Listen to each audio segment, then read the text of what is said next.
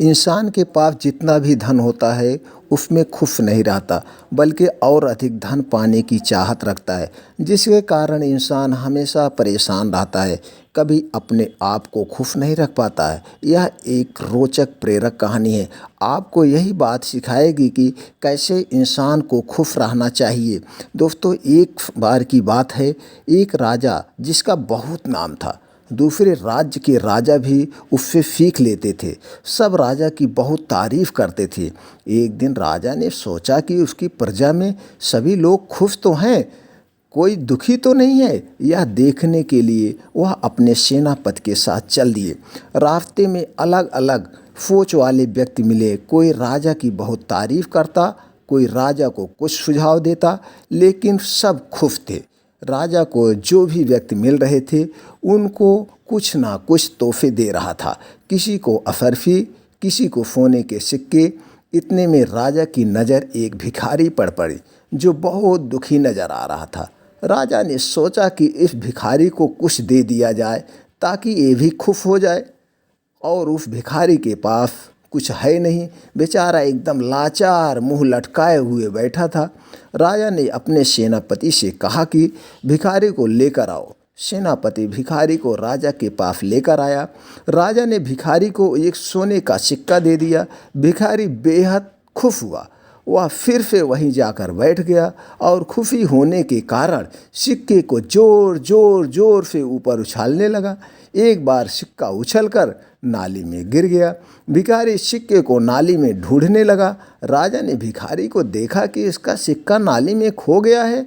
भिखारी फिर से दुखी हो गया, वो फिर मुंह लटका के बैठ गया। ऐसे लग रहा था जैसे एक आध महीने से खाना ही नहीं खाया है।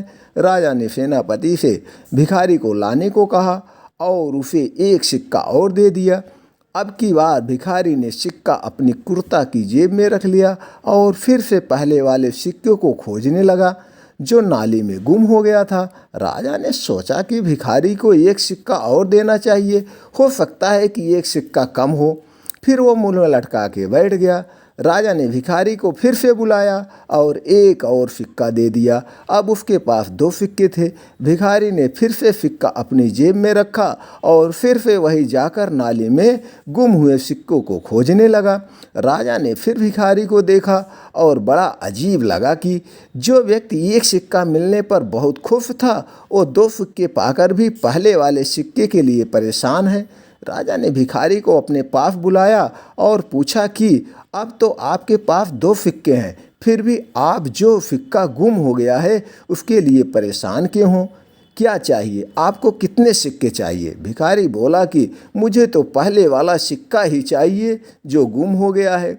हम में से बहुत से लोग ऐसे हैं जो उससे खुश नहीं है जो हमारे पास है, लेकिन उसके लिए परेशान है जो जा चुका है, जिसे पाया नहीं जा सकता है या खोया नहीं जा सकता है। और ज़्यादा से ज़्यादा की चाह के चक्कर में हम अपने आप को परेशान रखते हैं। ये सोचते हैं हमको और कितना ज़्यादा मिल जाए, और जो चला गया उसके बारे में पछताते रहते हैं। अगर वो भी हमारे पास होता तो आज हमारे पास 2 गुना दौलत हो जाती।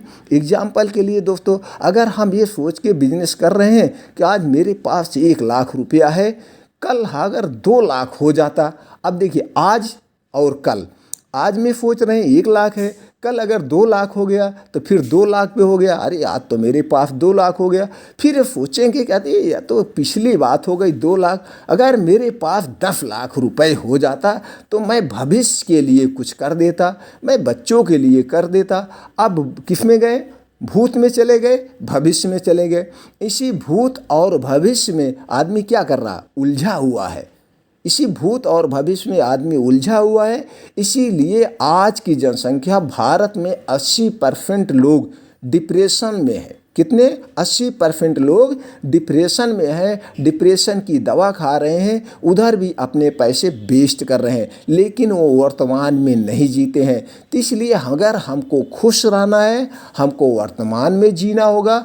आज हमारे पास 1 लाख रुपया है तो हमको उसी में खुश होना चाहिए कि आज कम से कम मेरे पास 1 लाख रुपया है, आज मैं लखपति हूँ। भविष्य और भूत में नहीं उलझना चाहिए। एक छोटा सा बच्चा होता है, वो छोटा सा बच्चा क्या करता है? उसकी माँ उसको 1 गिलास दूध पिला देती हैं, उसका पेट भर जाता है।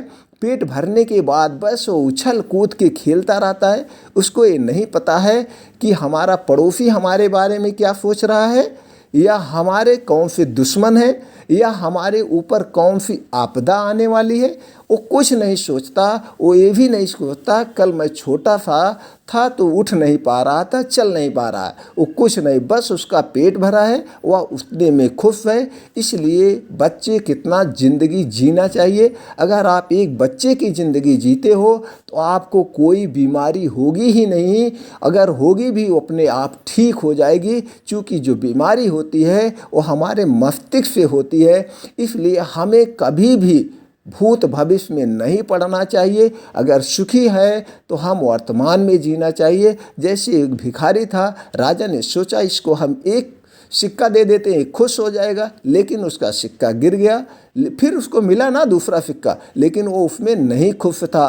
फिर वो पहले वाले के ढूंढ रहा था। और किस लिए ढूंढ रहा था? वो इसलिए ढूंढ रहा था कि पहला वाला भी मिल जाता तो मेरे पास 2 सिक्के हो जाते। फिर राजा ने सोचा कि एक और दे देते हैं, तो फिर देखो उलझ गया ना वो, फिर 3 हो जाते। इस चक्कर में आदमी 1, 2, 3 के चक्कर में उलझा है, इसीलिए वो हमेशा परेशान। लेकिन ये नहीं सोचता अगर हमारे पास ज़्यादा धन भी हो जाएगा तो उसकी हमको सुरक्षा के लिए रात में जागना पड़ेगा। उसकी सुरक्षा हमको, उसको बचाने के लिए। एक किसान है, उसके पास कुछ नहीं है। एक भिखारी है, उसके पास कुछ नहीं है। वो दिन भर मांगता है, शाम को खा के सो जाता है। साधु की ज़िंदगी, वो दिन भर किसी के यहाँ खाना मिल गया, खा लिए, अपने कुटिया में आराम से सो गए। चोर आए, कुछ आए, कोई मतलब नहीं, उनको कुछ नहीं रखाना है। इसलिए दोस्तों, हमारी लाइफ ऐसी होनी चाहिए, भूत भविष्य का टेंशन न ले करके हम वर्तमान में जिएंगे, सदैव खुशी रहेंगे, निरोग रहेंगे। उम्मीद करते हैं ये जानकारी आप लोगों को अच्छी लगी और आप लोग इस जानकारी के माध्यम से कुछ ना कुछ इसके कुछ पॉइंट अपने लाइफ में लाएंगे, जिससे आप भी अपनी इंजॉय भरी ज़िंदगी जिएंगे और टेंशन से फ्री हो जाएंगे। अगर ये वीडियो आपको अच्छा लगता है दोस्तों, चैनल को सब्सक्राइब करके बेल आइकॉन का बटन ऑन कर दीजिए। इसी तरह से एक न एक मोटिवेशनल कहानी हम आप लोगों तक पहुंचाते रहेंगे। सारी वीडियो की नोटिफिकेशन आप तक पहुंची रहे। खुश रहें, मस्त रहें। फिर मिलते हैं अगले वीडियो में। जय हिंद, जय भारत, नमो बुद्धाय।